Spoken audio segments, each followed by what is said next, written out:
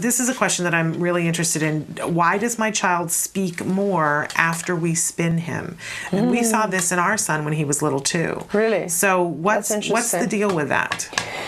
Let's see. From a physiological perspective, I suppose it is increasing neurotransmitters. So, you know, we don't know enough about autism, but I'm pretty sure that it would have something to do with a surge of neurotransmitters.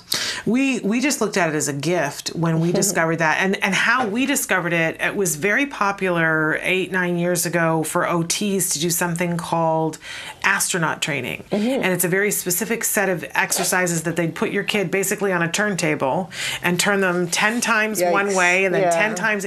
Now, I got dizzy watching it. Yes. I wanted to just, you know, hurl watching it. And my son loved it. And he would come up off the thing and be talking in a sentence where he wasn't before. And it gave us all kinds of encouragement. Like, it wouldn't last.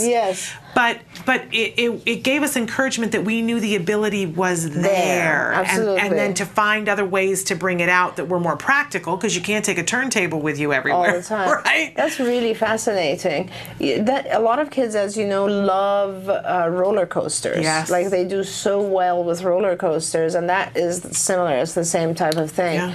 Gosh, we should do some studies on this. It's so fascinating. We would go to Disneyland for an afternoon, not a long time, and he would go on all the rides that would spin and do all that, and we would find we would get good behavior because he wanted it, and then he would speak better for maybe 2 days afterwards. So that's the thing, and I think part of the reason that Disney and all these places become reinforcing is because of the way kids feel after these rides. Yeah.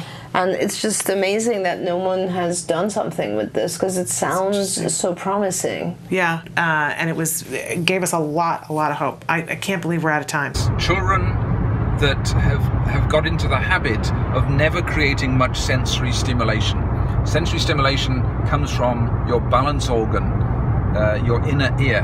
And when you move, whether it's rotating, jumping up and down, or going from left to right, all of those different movements create stimuli which go through to the cerebellum, the brain within the brain. So if children don't do much jumping, spinning, going from side to side, their brain is actually never fully functioning. It's never fully efficient.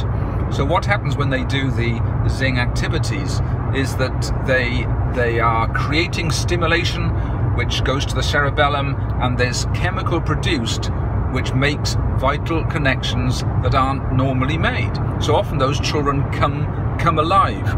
It also happens in normal life with, say, autistic children, and many parents report that when they take them to a fairground and they go round and round or up and down, that's the only time those children are really excited and feeling normal about life.